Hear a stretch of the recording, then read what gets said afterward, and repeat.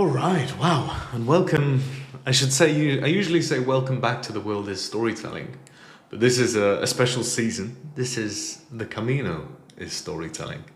So we're here in Oviedo, which is one of either the stations on the Camino de Santiago or the beginning of the Camino Primitivo, which is what I'm going to start hiking tomorrow. And I'm here with Pieter. And Pieter, you've been hiking for quite a few weeks now. Yeah, I think for about 24 days I've been hiking with like one or two rest days. Yeah, I started in Irun. Amazing. And I think it's quite serendipitous to be starting this season of the podcast with a Dutch gentleman hiking on his own. For those of you who may remember, season 1 of the podcast, I told the story of a Dutch gentleman I met hiking in Portugal. And Pieter, you don't know who he was, but you're also a Dutch gentleman hiking the Camino. So tell us. It's no coincidence. It's no coincidence. It has to be this way. But I'm honored to be your first podcast. It's a pleasure to have you here. As you told us yesterday or this morning, you said the Camino provides. So in this case, I think the Camino provides us with you to tell us some stories. True. So Pieter. Yeah. Tell us a story. I thought I have to tell the story about the Camino provides, because the Camino does provide, like, not always what you want, but sometimes things you need. Yeah. Well, when walking the Camino, you just have to think about walking, which way you walk, eating, drinking, and sleeping. That's it. It's a simpler life. And then your mind becomes free of all and there's some extra space where your thoughts can flow and memories of earlier days come back, and well, you can have like sort of a helicopter view of your life, what I have done and what you achieved and your blessings. Just before we started recording, you began telling me a story. Yeah, that's true. I was leaving Santander, which was a big city with lots of cars and noise, and so I left hiking up north of Santander and hiking. There is a coastline, and you can walk all along the coastline, like a few meters from the cliffs, and you can walk. It's a beautiful walk. The weather was not so nice, but not so bad either. It was like a bit cloudy and windy. Some rains were falling. Sometimes a little bit of sun. And there was no one on that road that day. I didn't see any other pilgrims. I think I met 2 or 3 other people walking there.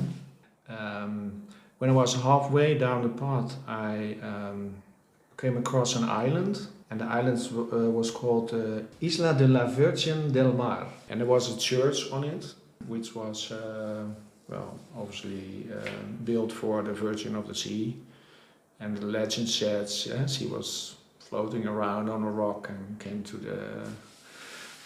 the island, and ever then she was like the patron of the city to save them from all disaster. Then I walked for another, I think, 10-15 kilometers, like on beautiful roads. And it was like the wind was blowing, the sea was moving, and it was crashing over the rocks, and a bit rain, and the smell of the salt sea. And suddenly, I think it's about, when I walk for 4 or 5 hours, 6 hours, I don't know. I noticed I got some sort of hypnotized. Something was happening and I didn't notice it. But then after I get in some kind of sort of trance, and I just keep on walking. But I saw a picture of a woman in front of my mind, in my eyes, and I remember it was a woman with red hair, red long hair, green eyes, and she was just looking at me, or a bit. She wasn't telling me anything, or I just saw her, and even now I can recall her image in front of me.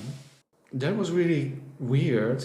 I almost lost my way, so suddenly I stopped and I looked and I thought, oh no, I have to go back. And then, well, after that happened, I stopped at a tree and I sat down and I closed my eyes and I really had to rest.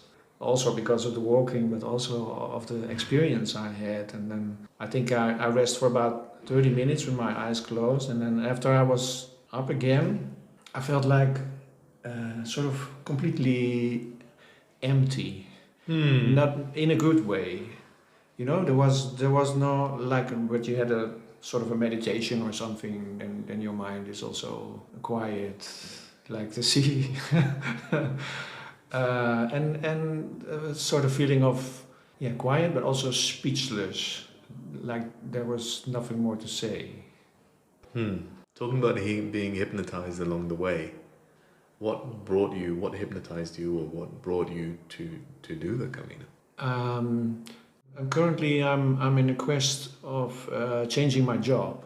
I'm working in IT business, making good money, but the job doesn't give me any purpose. So I've been, well, I think for the last year, or no, ever since COVID, I've been thinking about changing jobs. I thought this was a good opportunity to have like a helicopter view of your life, and then I don't know. I think also find inspiration from other people. Yeah, and then we're back at that. The Camino provides, but with actually also is with the universe. The universe provides. You know, when you have your thoughts on something you want, well, you have to look at the signs. You know, and the universe provides you signs or opportunities which you can grab or not. That's a lot of inspiration there for everyone. Do you have any more stories from the last few weeks of the trail? Yeah, there's one thing I do. I have like a Polar Steps app, and every day I write down a quote. Okay. Which were in my head, and I have the song of the day, which is when I first start walking in the morning, then suddenly a song pops up in my head, and that's the song of the day. Why a song of the day? Well, you know, I make a lot of music when I'm at home, and there's always music in my mind. So I thought it would be funny just to write down the first song that pops into my head, and then I listen to it, and I think when I'm home and I just play the song list of all those songs, I can remember my Camino, because some songs are really you know, you get emotional by the songs and the lyrics. And do you know the song "The Dutchman" by, I think it's, well, the version I know is by Liam Clancy, the Irish musician. It's quite a beautiful hypnotic song, actually, a bit about the sea and about an older Dutchman who has Alzheimer's or dementia or something like that, and his wife is reminding him of the stories of how he was when he was younger. So I think for some reason that's kind of what's coming up in my mind now when you think of songs and you think of the sea and you know, people thinking back. You said that you use this time by the ocean for stories of the past to come up. And, of course, I'm not suggesting that you have Alzheimer's, and hopefully you never will. But just it's a very beautiful song. Perhaps I'll play it in the outro when we send this. The song of the day when I had this hypnotized trancing was of course, well, it was Cape Bush, Wuthering Heights. You know, that was the view. Powerful and windy and blowy and wow, thank you. Now to finish us off. Yeah. Anything else that you'd like to share? Yeah, buen camino. Thank you, Peter. Thank you so much for being the first guest of the Camino is Storytelling. It's an honor. And that was the Camino is Storytelling.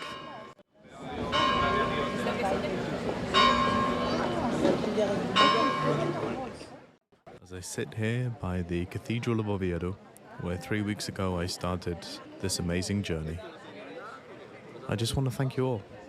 Thank you all for listening. Thank you to all of those who recorded with me.